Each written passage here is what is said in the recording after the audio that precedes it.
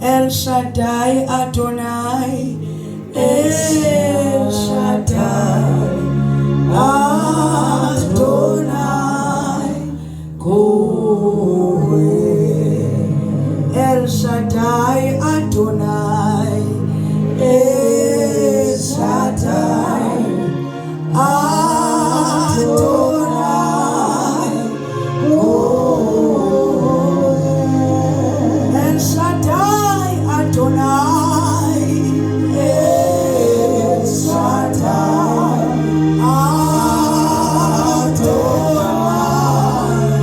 Koe. El Shaddai Adonai,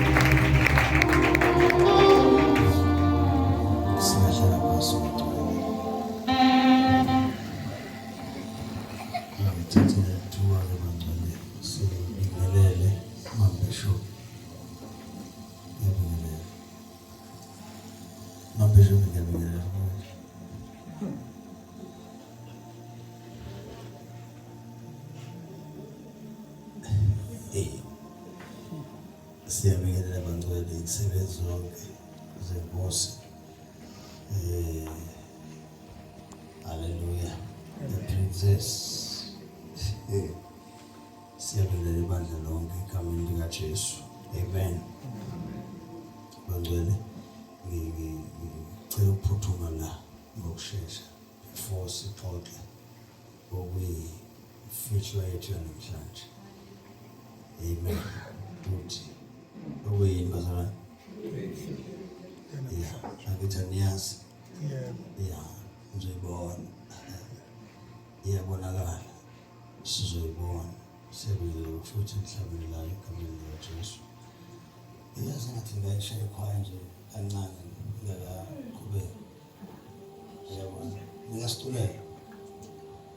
Anishaye kancane futhi. Awu. Bafethu ngiyathanda ikhwaya. Hallelujah. Yabona mjoba. Yabona mfakeli. Noma ngida kathi uyalazi udaba. Yeah, yabona bafethu ngiyacela siphakameni nina ikhwaya yami. Yabona. Hayi bazalwane ikhwaya yami. Bafethu noma ngishaya wodwa ngamzawethu. Kodwa phela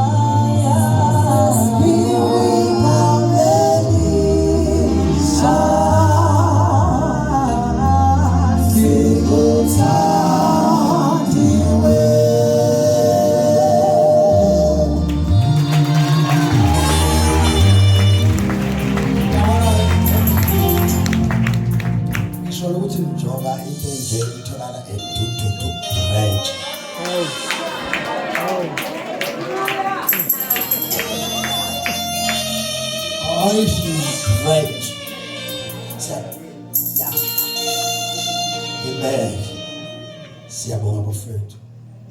Kubekani ke nihlabelele. Amen. Kanti singayishaya noma umbhishobhi kambika. Uthanazi. Amen. Phakathi kwethu kwangcwele sinobaba uMadlanduna umphathi wabasha. Manje ngiyabona ngiyacindezeleka. Angikwazi ukwenza lutho khona umphathi phakathi kwethu. Uma kufika umphathi phakathi kwethu noma uyathanda uyanika ithuba nje ngoba uzongisola enkozweni yabasha uyongifasa kabi athi ya uhlale phansi baye nalo ngiyasaba bazalwane so ke ngiyathanda kulesikhathi senaso kafushane uhamba nomphathi futhi Kambuya Richards Bay umphathi futhi baba umvangeli uDledle naye khona phakathi kwethu eqhamuke igama lakhe second bafethu siyacela ingane zakini lezi zanje bafethu ukuthi modweni ngane zasekhaya ama-hawks ke sihlezi sinawo sinama-hawks la ekhaya khona phakathi kwethu ake phakathi ama-hawks bazathi siwashayela izandla phakathi kwethu.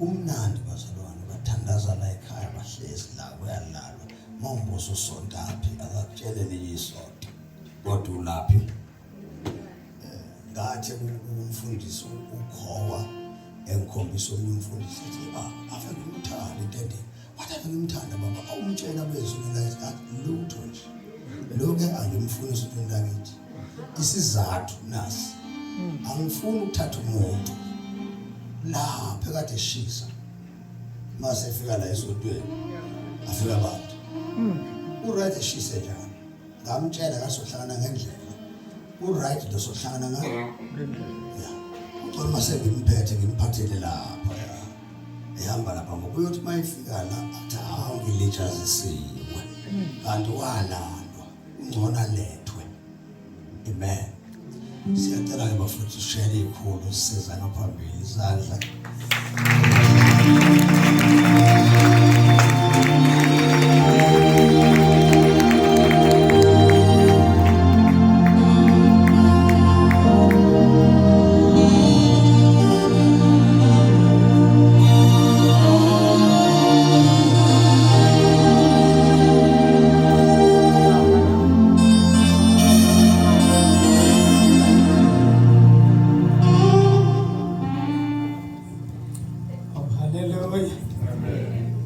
ukuthula bazalwane angithatha ithuba bazalwane ngibingelele egameni lika Jesu baba wami bazalwane uGrace Bishop noma ngiyabingelela egameni lika Jesu bingelele ubaba befundisi ubaba bavangeli baba Shumayeli no mama bakwapha bonke ngiyabingelela egameni lika Jesu amen. Ngiyabingelela ibandla lonke bazalwane obaba omama abasha nabancane egameni lika Jesu amen. Baba uDlezi ke leyo bazalwane seshilo baba umntwana kaNkulunkulu ngiyakholwa amen. Isathukile baba kakhulu futhi besingalindelanga thuba amen bazalwane bengalindelanga kakhulu bangcwele egameni lika Jesu. Akujwayelekile ukuthi umuntu abekhona ngapha mesefika uJanuary nathi khona ukusilethile siyabonga sitholele lo thuba lokuthi siphinde sibe nabazalwane kumnandi kulokuyenza ngabe sihlezi sinani alibonga igama lika Jesu. So ke bangcwele siyabonga ngathi ngamemezela kakhulu ukuthi kufeziwe alibonga igama lika Jesu bangcwele ngoba sike emthandazweni kuyehliwa namhlanje ke washo uba umvakela umjoka ukuthi kuyehliwa alibonga igama lika Jesu.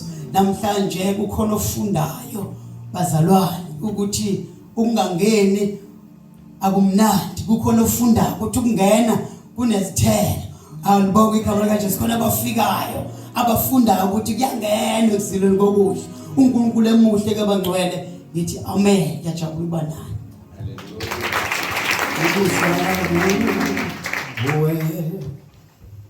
kumnandi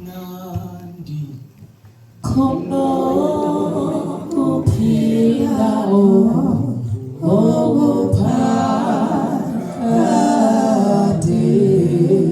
uyala uwe ukuzala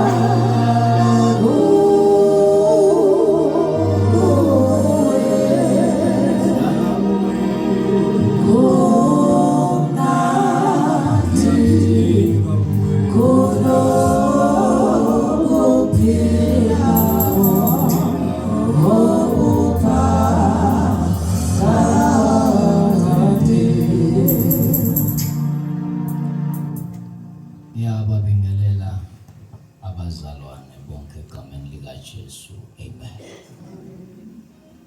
Your Grace Bishop. Ngiyabingelela baba. Lady Bishop. Ngiyathoba mawami. Amen.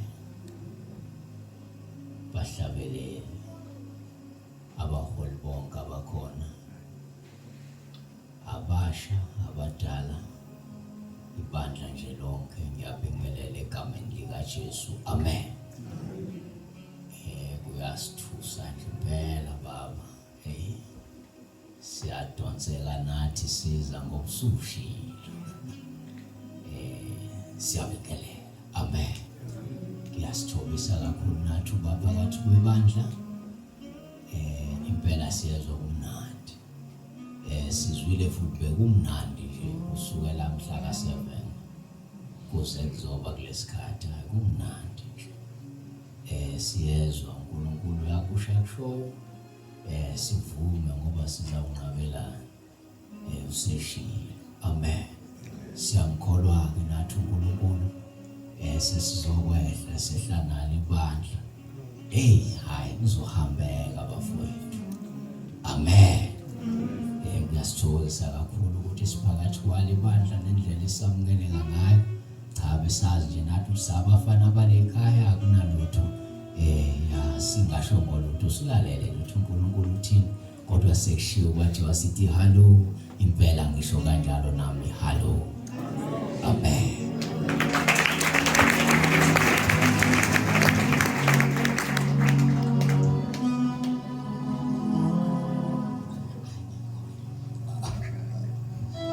Amen. Angazi bazalwane asihloniphe futhi phakathi kwethu kukhona umfundisi uNomalo ovela kwaDukuza wathi akabe nathi dududu second. Umfundisi uMbumbano ngiyasihloniphe. Mfundisi wami bingelela abazalwane.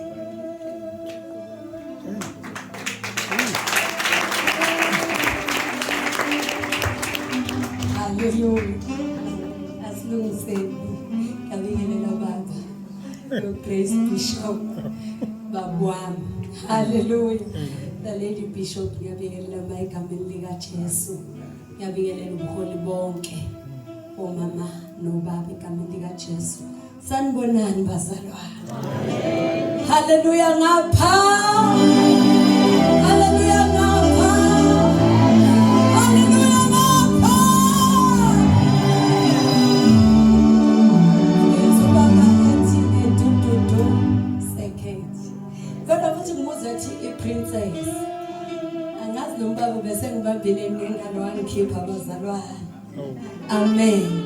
Hallelujah. Siyambonga abazalwane uNkulunkulu ngisakholwa ngisahlukene nesono. Sono ngisasinyanya. Ayibonga inkosi kulezi insuku nje ngiyabingelela abazalwane. Lokhu siqala umthandazo kunezwi elikuphehla chapter 4 elithi amakhono amawabekezele akhuleka bonke. Ayibonga inkosi sihamba nje sinalawo mandla ukuthi enhluphekweni fanele sibekezele sikholwe futhi bese siyabonga. Ayibonga inkosi. Ngiyambonga uNkulunkulu owangipha ikhaya. Sanibonani bazalwane. Angisoli uthe ubaba uMandlanduni ukuhlala kuye kumnandi kunokuphila okuphakade. Sanibonani bazalwane. Isibhedlela kwashiwo njalo 21 days bethe abantu bebaloshukela bebala ama-HIV bebala ama-BP uthola ukuthi siyaphila ngaphandle kwephilisi. Ubani obengenza lokho? uNkulunkulu kuphela. Amen.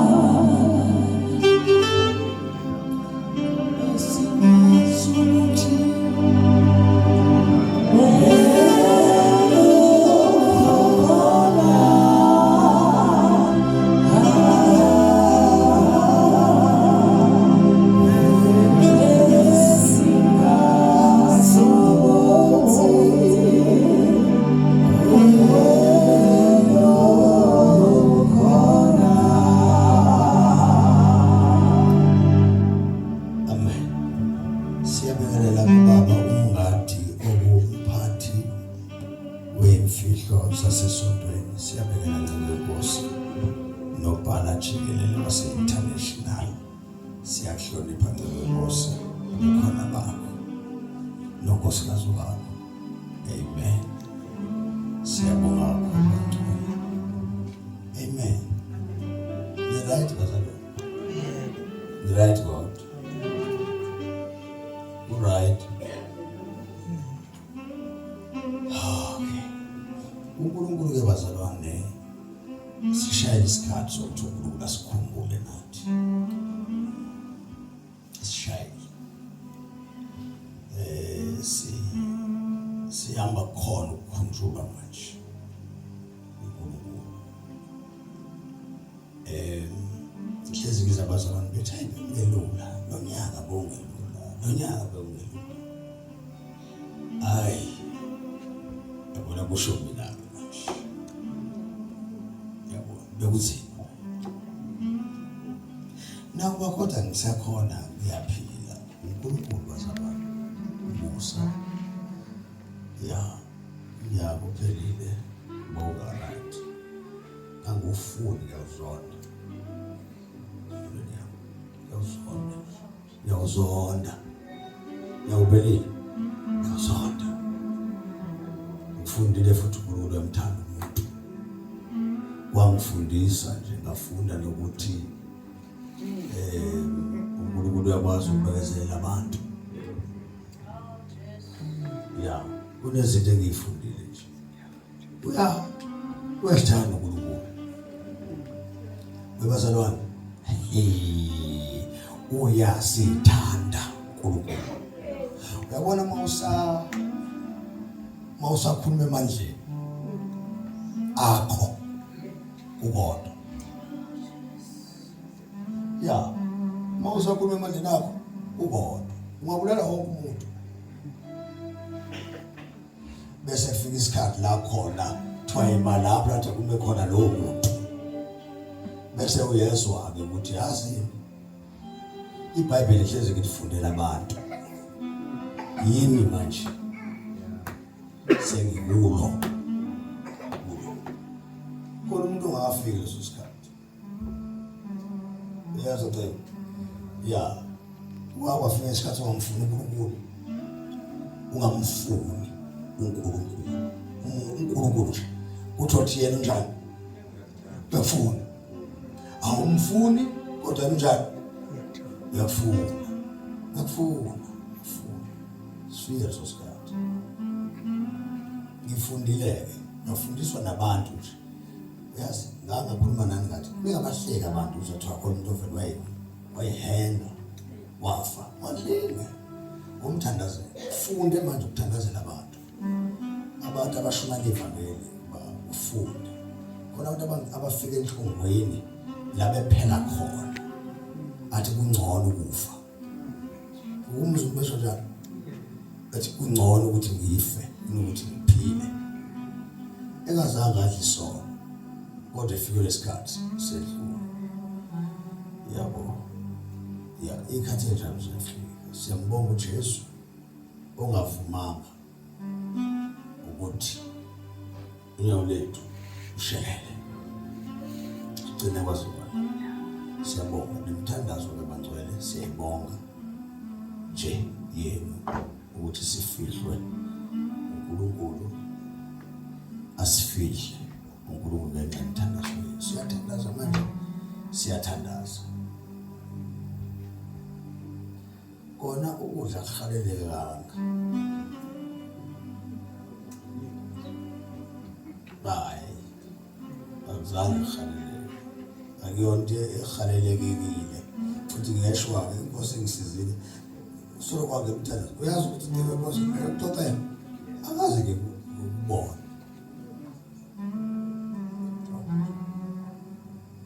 Inkosi isizile. Nokuhalela-ke kwabo ukuthi ngihalele. Akuzange kwenzeke. Uhala yabona ukuhalela ukudla. Uthi ngisele ukudla kufanele ngihale. Ukusenzele lo musa. Sothandaza kanjalo kwethu. Ngikholweni uNkulunkulu. Ngiyacela bafowethu. Ngoba kunezinto engingaziboni nengelula nizibona. kodwa ngiyafisa nibe nesikhathi sokubona izinto ezingale abazali babela izolo babe nenhlanhla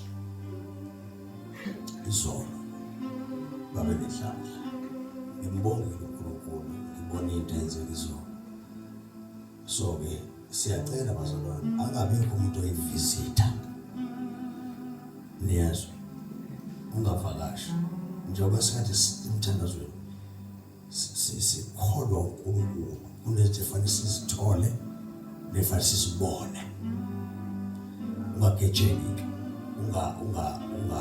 ungabe umuntu ovakashile ngiyacela mawubona futhi ukuthi umuntu ohlezi kwakho uyakubambezela ngiyacela sivuleleke ngandlela yonke singasusa kwalento ngoba sizongena emthandazweni ngiyamcela umoya ngcwele siphume sonke sizwe ngendlela afuna ngayo yena nanoma ngeke sithandaze izinsuku ezingaka sithandazele ize ngeke bazalwane ngabunjalo lo abazali bazolala la befuna uNkulunkulu eceleni kosuku masebehla uNkulunkulu abagodukise empty handed yoba yishwa lelo manje ke akufuneki ke ukuthi sesila ngiyacela ukuthi umuntu ohlele eduze kwakho mawubona ukuphazamisa uvela usuke ke ukuzokulimaza kunezinto ezinkulu ezokwehla kulezo kanti sinikezwe ibandla linikezwa ikhali bayigcizelela umuntu lento lanikwa ikhali zokulwa linikiwe izolo ke umuntu ngcwele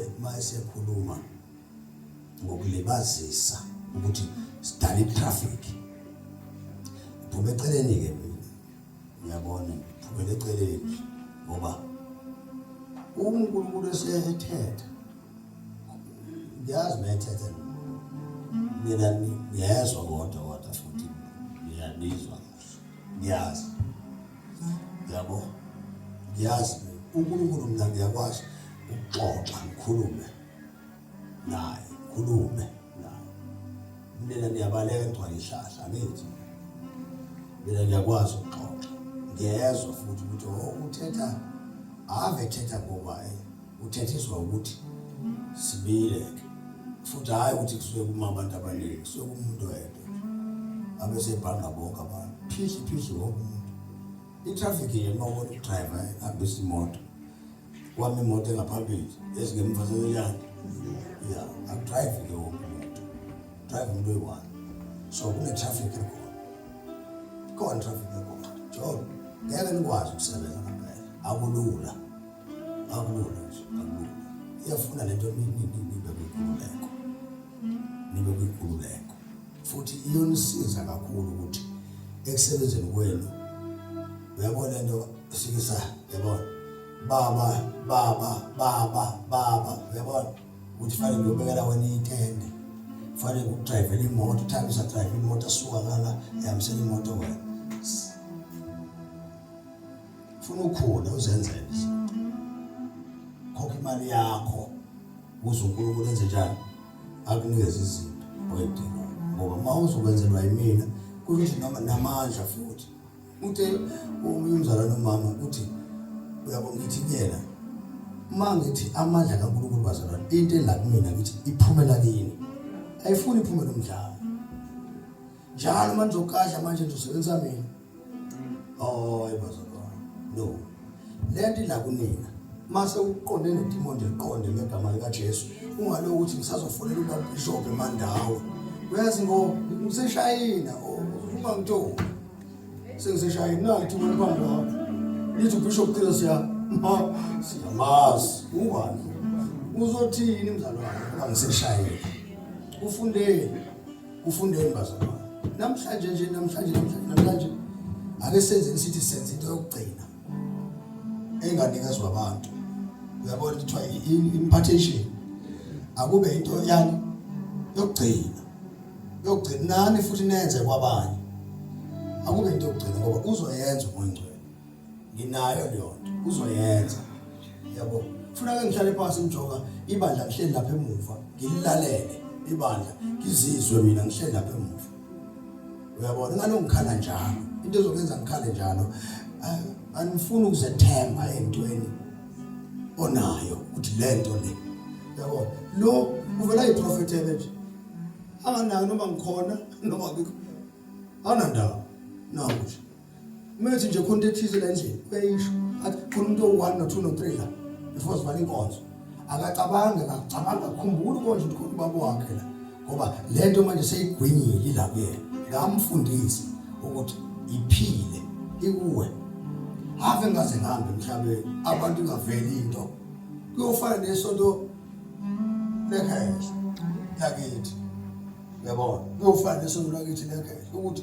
ikhehla lahamba emhlabeni kwangavuka umuntu onesipho sokuthandazela abantu yimbi ke leyo ufuna makusamba thina uNkulunkulu anisebenzise mathiwa international revival ministries mayibikwa le ngiye ngifollow sinquba eCape Town ekhaya baba konakele eCape Town ngike eCape Town angikho wayibamba usinquba Mount Olive ziyasha iMount Olive so ke akufunwa lokho bazalwane ukuthi inkonzo namhlanje nje lokho engikusho phambi komuntu ngicela nizwe ngikusho phambi kwabantu ya ukuthi uNkulunkulu izinto azozenza kumina namhlanje ebusuku nawe wena ohleli lapha ekhoneni izokwethusa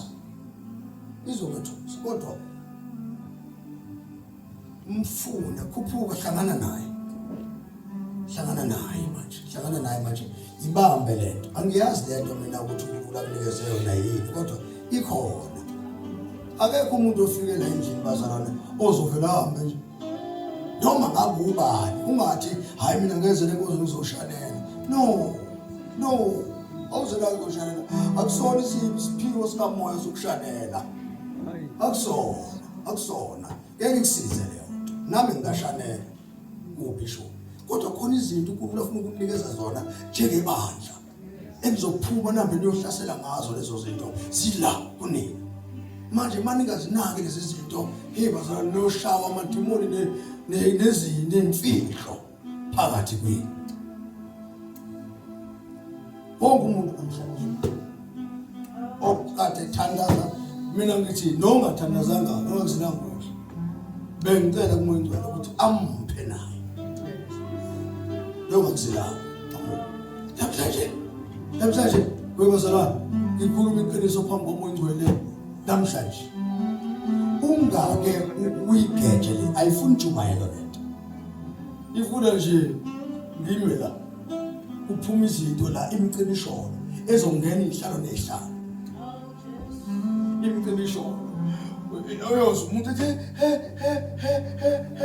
ngathi uyakwazi kanti iyona ifihlakala igijima phakathi kuyena abantu abakhuluma nje la ezandleni abanye leti eva isho lento ukuthi lento engishoyo yiyo ngoba ngifuna sithandaze bazalwane umoya ingcwele asigobhozise kumoya ngifuna nawe othi umoya ingcwele mayekufika ekupha ukhuluma ngelimi ungasazi ngoba ukukhumbula ukuthi khona ubaba umkade eduze kwakho ukhumbula uzothini ube namahloni namhlanje ngifuna ungabi namahloni ungazwa kwakuzwa ukwenzakalana uyabona ngaso sikhathi angazi ngizothini namhlanje engathi nje ngathi ngathi ngangabo khona umuntu nje oasherishayo sithi nje moya ngcwele sisize usenzele leyo nkonzo ukuthi ngicela umuntu lasenzele leyo nkonzo khona before singene leyo nkonzo ngicela sifunde amabhayibheli Colossians chapter number 1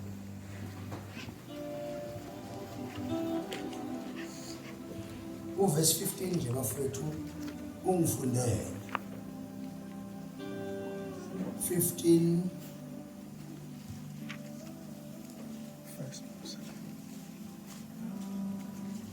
wahambe nje ufunde ngoba ngifuna sifunde lama verses bafowethu sokufunda siwaqede bese siyathandazwa Colossians so hayi Colossians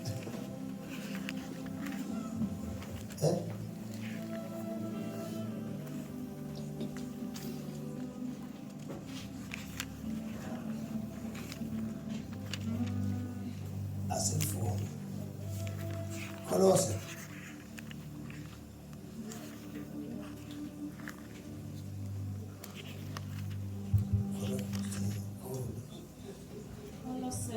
Angithi ndiyabona sonke sinje yayithi.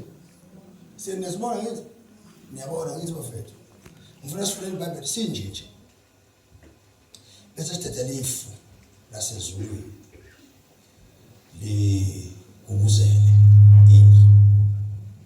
Unethi imvula. Bavangeli baba. Unethi imvula.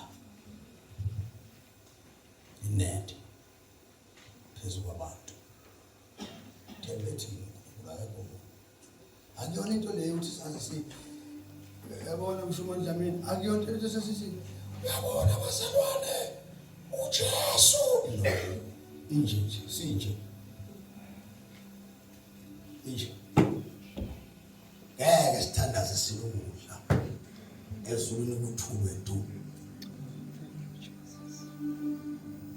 uyabona nje abantu basezulwini bahleli bathi kodwa sheshe singani ngoba sijahile thi sithukele funa soqala funda ngesisi ungakafundi mhlambe lokuthandaza izwi lakho uNkulunkulu wethu liyaphila izwi lakho linguwe izwi lakho linamandla izwi lakho liphelele uNkulunkulu wethu liyisigezo ligeze imphefumulo yethu liyawusuku uNkulunkulu wethu ngeke libuyele kuwe lingawenzile umsebenzi othume wona ngoba uligarantile baba siyabonga gcoba umkhonzo wakhe samile egameni lika Kristu Jesu angakhuluma intando yakhe kodwa khuluma intando yakho njengoba injalo in Jesus mighty name amen. Sifundele ke mambesho Colossians 1:15 alakhona yona ingumfanekiso kaNkulunkulu engenakubonwa izibulo lezidalwa zonke ngokuba kwadalelwa kuyo konke okusezulwini nasemhlabeni okubonwayo nokungenakubonwa nokuba kuyizihlalo zobukhosi nokuba kuyimibuso nokuba kuyizikhulu nokuba kuyiziphathimandla konke kwadalwa ngayo kwadalelwa yona ingaphambi kwakho konke nezinto zonke zimi ngayo yona iyinhloko yomzimba ngisho ibandla awusuka engokuqala izibulo kwabafileyo ukuze yona ibe ngokuqala ezintweni zonke ngokuba kwaba kuhle kuye ukuba ugcwala konke kuhlale kuyo nokuba ngayo abuyisane nakho konke esenzile ukuthula ngegazi lesiphambano sayo yebo ngayo nokuba kuyizinto ezisemhlabeni nokuba ngezizulwini nani ekadeni ngabafokazi nezitha engqondweni ngemisebenzi emibi nokho manje usebuyisene nani emzimbeni wenyama yayo ngokufa ukuba animise ningcwele ningenasisihla naqala phambi kwakhe uma kambe nihlala ekholweni nisekeliwe nigxilile ningagudluzwa ethembeni levangeli enalizwayo enashunyayelwa kukho konke okudaliweyo ophansi kwezulu engenziwa isikhonzi salo mina Paul ngicela ngifundele nali mambesho lele angithi bazalwane njengoba semthandazweni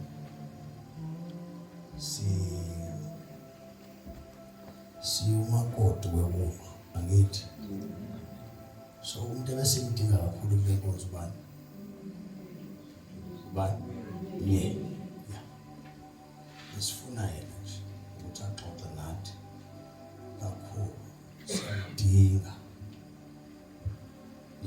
ngifundele lelo inguye angithi njengoba sikhuluma noma ngingathanda ukukhuluma kangakanani okuyena ohumshayo umoya kaNkulunkulu kini nina ni understand kahle njengoba ifundwa ngomoya kini angithi so ke uyeke loyo moya kaNkulunkulu ozotolika ukufundwa kwezwi lakhe. Umoya Ingcwele uyena otolikayo ukufundwa kwezwi lakhe. Uma kufundwa izwi noma iBhayibheli wena mvangeli umjoka awuyizwa into njengombaba umngadi. Uyiqinisa ngithi noma ningasukuma nonke nithi praise God manganibuza anizwa ngendlela enjani nabo bonke. Kusho ukuthi ke kufanele si understand ke njengoba sifunda futhi kuncane sikukhulumayo kukhulu okuzokwenzeka. Ngoba kuyaphoqa ebusuku ukuthi ngibe mncane ukuze akhule engimethulayo kini. Amagama ngizokwethula uJesu kini ngomoya wakhe. Ngiphinde futhi ngethula uJesu kini ngomoya wakhe ukuthi njengoba nihlangene nje nihlangene ngaye loyo owayekhona umhlaba ungakabikho akaka expire. Njengoba ahamba noPaul noPetro uyena lo hamba naye. Uyabona wahamba nabo evele enyameni bambona baxoxa naye baxhawulana naye. Nina nenhlanhla ngoba uhlala phakathi kwenu. Niyabona uhlala phakathi kwenu. Nizozwa kanjani uhlala phakathi kwenu? Uzozibonakalisa yena kini ngezwi lakhe. Ushuthi uzozifakazela yena kini ngezwi lakhe elingadinge emsindo. Uye lo owayekhona. iBhayibheli lithi konke kwavela ngaye futhi nako khona kwavelela yena wenzelwa yena lo hlala kini nifakaza ngaye. Njengoba nithi siyambonga uJesu bazalwane kade ngingasebenzi manje sengiyasebenza. Uyena lo ngimveza lo kusho ngisho ukuthi ke kade ukhuluma ngaye akake akumasaje ke manje ungasakhuluma uzwe imassage yakhe ekutokotokoza. Uyabona nawe uzizwa haleluya haleluya noma uthanda uzophoqeka ngoba uzobekwenza ukuthi ithi haleluya haleluya ugingqike phansi uzole uyena loyo nje urola nje awuthandi nawe ukurola uroliswa uye.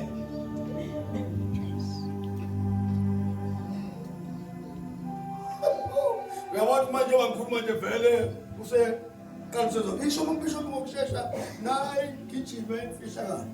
Inguye nezinqotho ngokufana noNkulunkulu. Uyena nenqotho nokufana nobani? noNkulunkulu ongabonwayo. Ongabonwayo.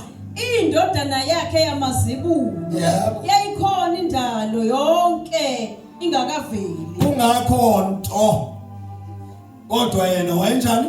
Wayekhona. Njoba simlandela singambonanga kodwa siyakholwa uye lo phakathi kwethu esihleli naye noma singamboni kodwa siyakholwa futhi lezi zinto ayishoyo ethi sizokwenzeka kithi siyakholwa sikholwa singambonanga siyezwa futhi ukuthi ukhona uphakathi kwethu bengeke sibe nje engekho. Yebo. Ngoba iyona okwadalwa ngayo konke okusezulwini nasemhlabeni okubonwa nokungazange kubonwe. Yebo kade khulunywa la mama udokotela nishinyezwa na zonke lezi insuku uye lo kade khuluma nani. Beniyazi le nto? Beningazi? Uyena kade khuluma nani zonke le insuku lo lithi uMbishop hey wazi wakhuluma uMbishop akazasho lutho unendawo zaChiliza lo benganixoxela ngami hayi ngoJesu. Uye uJesu lo bayikhuluma ngezwi lakhe. Namhlanje ke uzozibonakalisa ukuthi zonke lezi insuku ezo21 nihleli nilindile benilindele nto. Ngoba iyona okwadalwa ngayo konke okusezulwini nasemhlabeni okubonwa nokungazange kubonwe. Lezo zidalwa ezisezihlalweni zobukhosi nababusi nezikhulu neziphathimandla konke ukukhona kwadala ngayo kwadalwa ukuba kube ngokwayo iyona eyayivele isikhona ngaphambi kwakho konke kulokhu kukhona ngayo inhloko yomzimba oyibandla layo inhloko yomzimba oyibandla layo inhloko yomzimba oyibandla layo ukuthi uJesu inhloko yani ibandla yani ya yiyo eyisisusa sempilo yalo ingqalabutho eyavuswa kwabafileyo ngiyalizwa lami uthini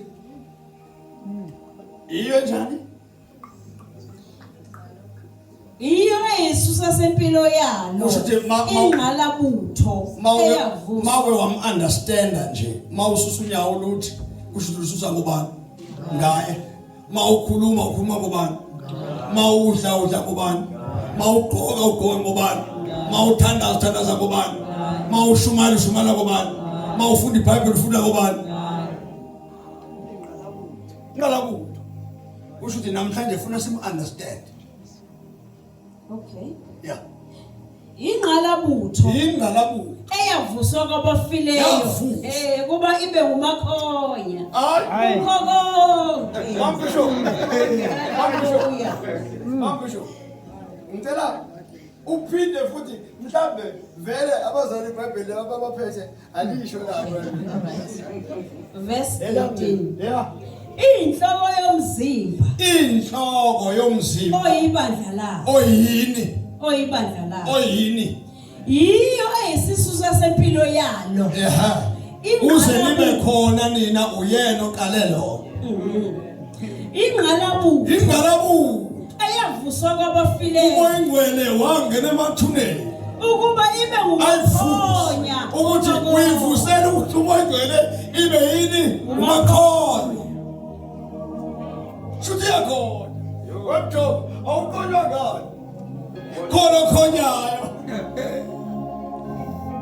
yesho kwakuyintando nenhloso kaNkulunkulu ukuba kuzinze endodaneni yakhe ubuyena bakhe ngokupheleleyo nalani-ke bazalwane nginikhombiseni into ukwenzekani kwakuyintando nenhloso kaNkulunkulu ukuba kuzinze endodaneni yakhe uzinza bani endodaneni ubuyena bakhe wazinza bani endodaneni bafowethu uNkulunkulu ebandleni ke kuzinze bani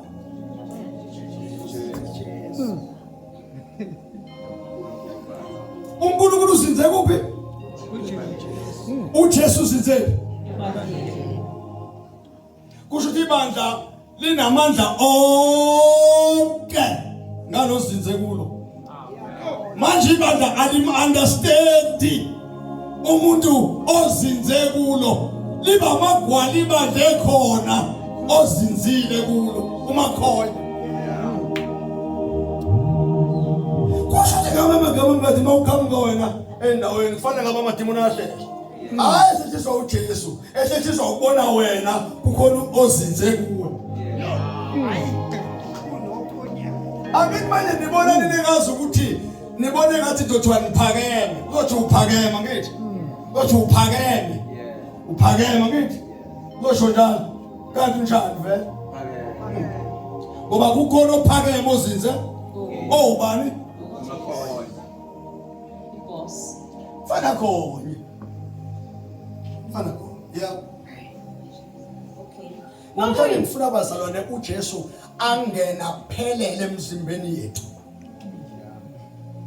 uyayizwa mna ngifuna angene nangozipho yabona uzipho lwakho kungene yena umzwane ngifuna ukudutshulwa kwadumisa uNosiphiwe wayene kwesikhathi inyanga entathu wayena 3 months uNosi ngizoshawa abantu kadumisa wakhuluma umoyingwele ngimile wathi wangibiza ngegama wathi sibantwana uNkulunkulu wakho unamandla okukhulula esithandweni somlilo ovuthayo ngesikhathi esho njalo kwangena umuntu kimi onjengami waphelela nezipho zakhe wathi ngavele ngaba mkhulu ingakho abantu engangibhekene nabo ngoba uMakonya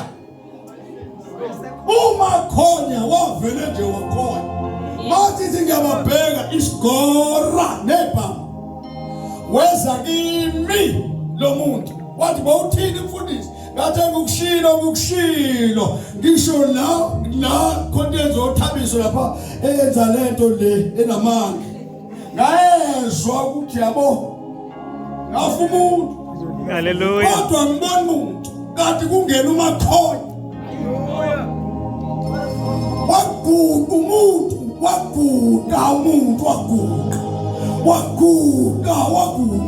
waguga kanti akagugeli mina ubona uMakonya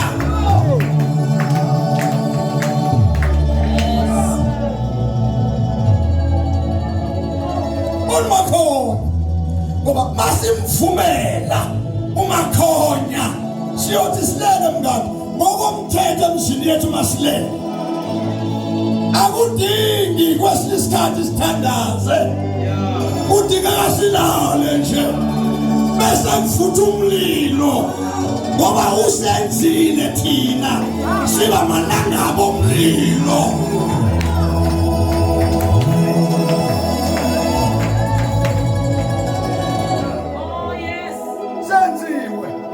sizehlise thina ekhona uMakonya sehla nje saphela ekhona uMakonya nathi asikhulumisa kwezwe into esenza sikhulumisa kwezwe sikhohliwe uMakonya ngokomthetho fanele sihambe singasabi but the Bible fear not kube yinto esiphilayo singadelwa yilo kodwa sizazi ukuthi asesabi lutho ngoba uJesu namandla ophakathi kwethu uMakonya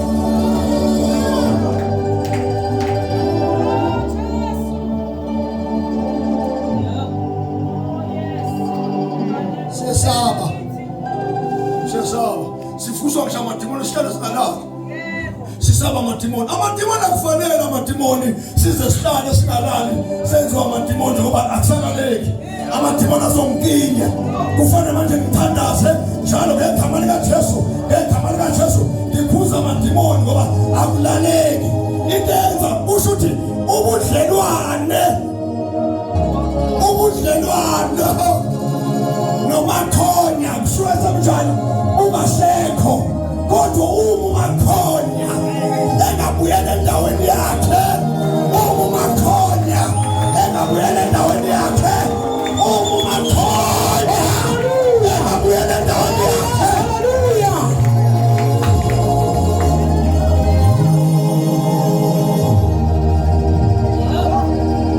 Makonya funa silonishwe ngizosambe etaladini awungena esitolo ungazange uhlabelele intombazane iphethe impahla ihlabelele nje intombazane esitolo iphethe impahla ayihlabeleniswa yini ukhona uMakonya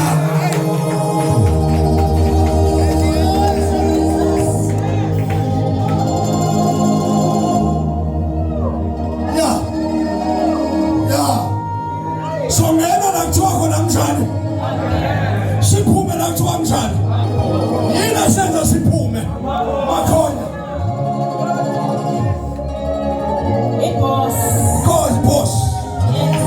boss Makonya ezinye izinto kuthokazino sisithi ngegama likaJesu izinto fanele zingebeleke seza nje iBhayibheli lithi ophetho isithunzi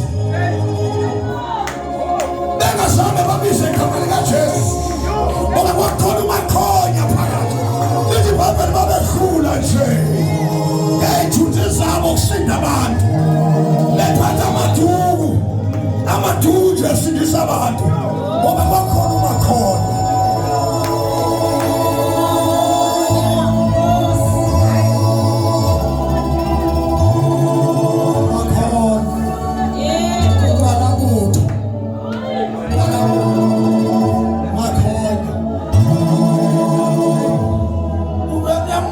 Ngimjolo uthi nje uhlala nathi adle nathi uMakonya uhlala nathi uhamba nathi ulala nathi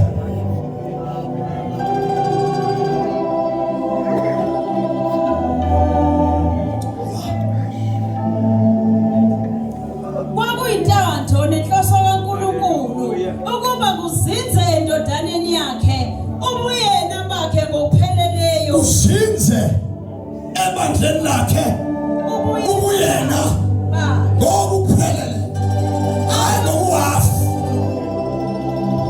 phelele ustamehla la umlomo la amakhala la amadleba la umzimba kwana konke komzimba kula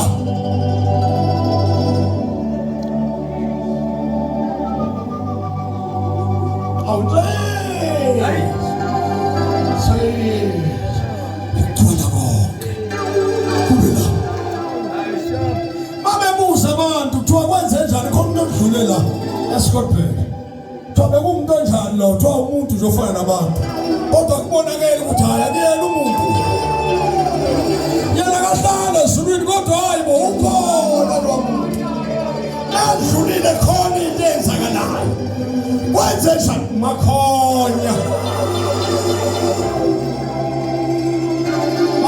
siphele isikhathi manje ukuthi sikhulume ngaye angabonakali ngoba masilo sikhuluma ngaye simfunde pha ephepheni angathi kuzoba inkinga sekufanele manje abonakala emzimbeni ebonakala esebenza emzimbeni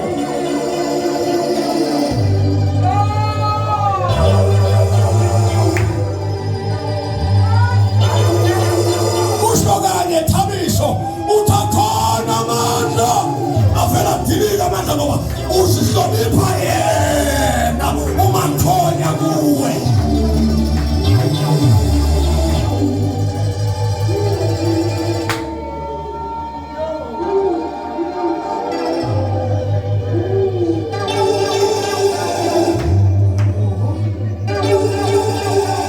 ufuna mhlawumbe simbonge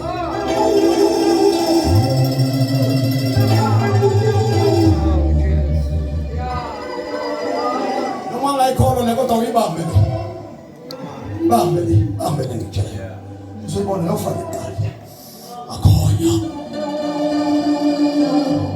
yakholwa futhi ngiyazi ukuthi impilo yami ayisoze ifane manje ngamfumana